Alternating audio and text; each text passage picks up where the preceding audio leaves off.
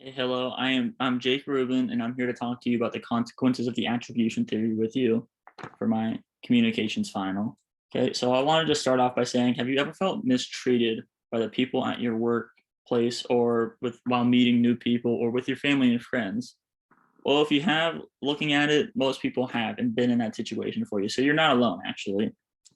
The reason for this is for the attribution theory, which is the explanation which the attribution theory is the explanation of our own behavior and the behavior of others by understanding feelings, beliefs, and intentions. The reason why I've decided to talk about this with you is because it is a consequence that affects us all and the people that we associate with. So it's important to find out these problems and to work it out so you can end up in a better outcome for yourself. Okay. I feel that it's necessary to break this theory down for you so I can explain what it is, how it affects us, how to possibly overcome these problems. Because once again, this is something that we all deal with, what people uh, do to us too. So you understand it, you can find a better outcome for yourself. Okay, as a whole, this theory has four different types of breakdowns that you can look at for yourself, and these are like the most important to me that I think that we should brush up on that you can experience, will definitely experience in your life. So the first one is the halo effect, and then it comes to the horn effect, the fundamental attribution error, and the confirmation bias. Okay, so we're going to start off with the halo effect. Okay, so the halo effect is when we have a positive attitude towards someone, we give them the benefit of the doubt most of the time. So we like have the if we hold them to a high standard, we have a positive uh, situation with them. So we let that consume us basically. But when they do something we don't like, we tend to justify their good behavior as a result of their good characteristics. Okay, and the consequences of this is that there can be unfair differences of how we treat employees and how they treat us. So yes, this is a particular error that can happen in the workplace for yourself, and it will most likely happen sometime in your life, and it can happen multiple times in your life. This can also occur when you're trying to be hired at a new place or you're hiring someone because say like for an example, you can have someone that is physically more attractive than the other person that you're interviewing next. You could hold a physically attractive more person to a higher standard. You view them better because you have an attraction towards them. So there's some bias there that you need to work on in any other situations that needs to be worked on too. It can actually mask the problem at hand. So once again, if you're in a work setting and you are not dealing with the problem because you hold this person to a high standards because you view them as a positive thing, then you're just not working out too well. It needs to be handled so you can work productively. You need to correct these behaviors as soon as you can. And the way you can do this is first by you can slow down your reasoning process to grasp a better understanding of how you view and treat people.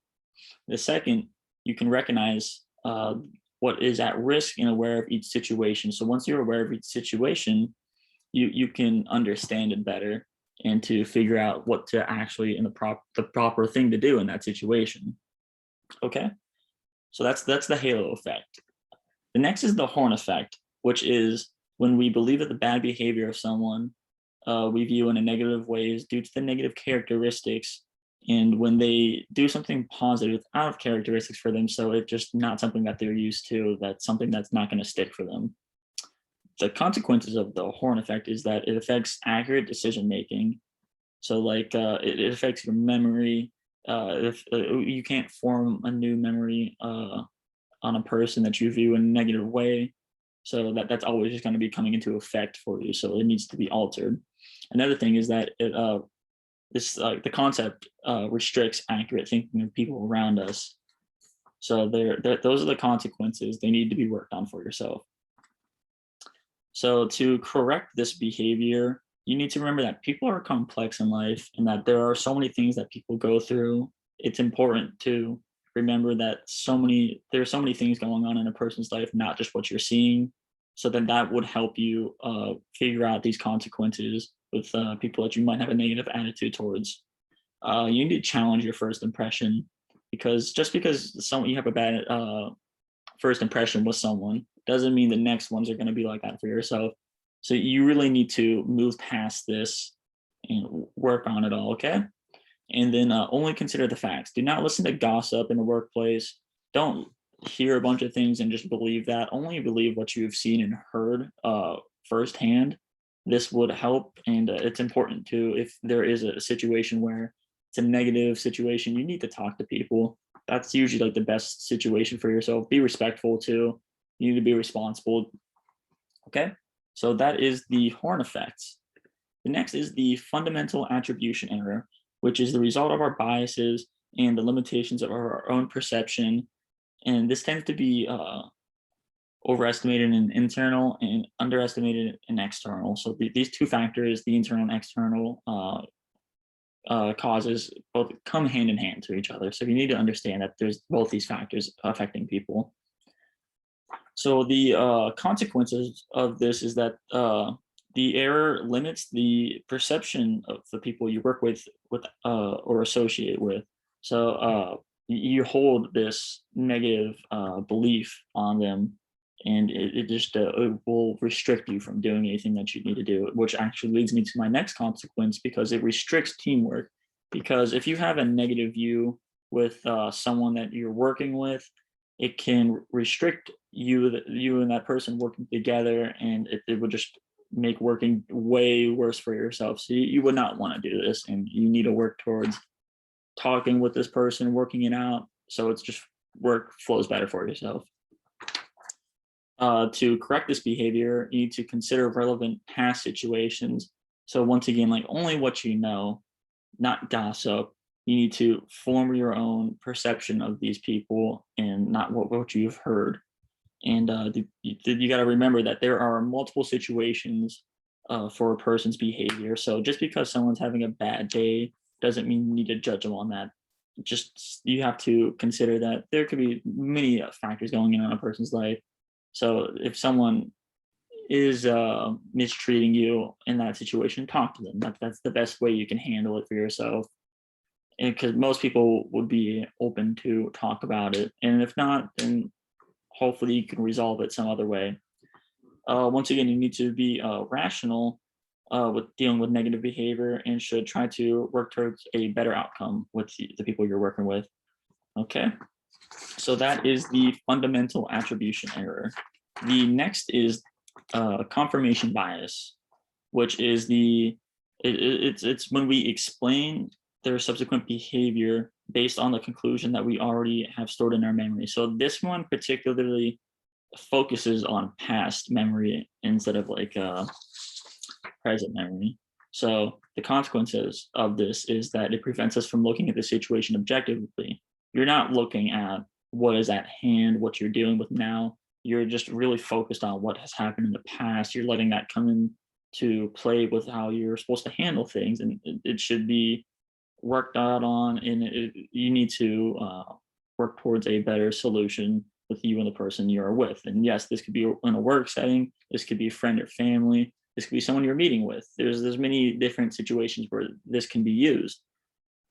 This also affects decision making, because once again, you have past memories coming into play with how you are viewing people. And people change over time. You need to consider that this person has changed. You need to work it out. Start off by being positive with them. It could lead you towards a completely different outcome than you could be if you were petty with a person. Okay. So you need to correct this behavior, and the ways you can do it is by challenging what you think. So yes, understand that time has changed. Form new memories of this person. Make sure they're in a positive situation. Okay. Consider multiple perspectives. Yes, there could have been the past where this person was dealing with a lot of trauma. They were sad. They couldn't handle things. They didn't respond well. So understand that. And yes, if they were rude to you, you need to discuss these things, because yes, in a work setting, this is important to get past it. Okay.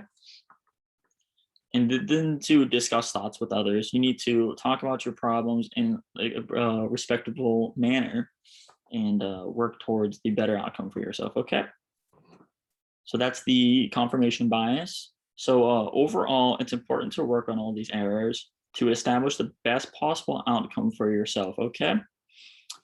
And personally, my belief, everyone needs to learn the attribution theory and the consequences that come with it, because it will lead people to fixing their problems, creating a better creating a better environment for yourself. Because it's all important for you to work on your work towards a better environment in the work setting with family and friends. It is a lot. It's relieving for yourself, so it is something that needs to be done.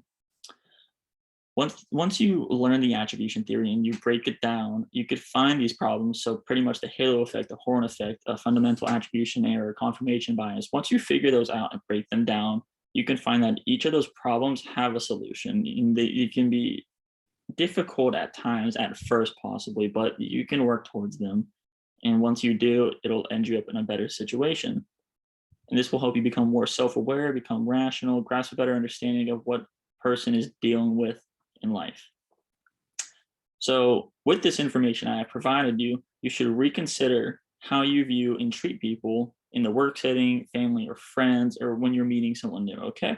So you should reassess each situation at hand and lead you to a better future, okay?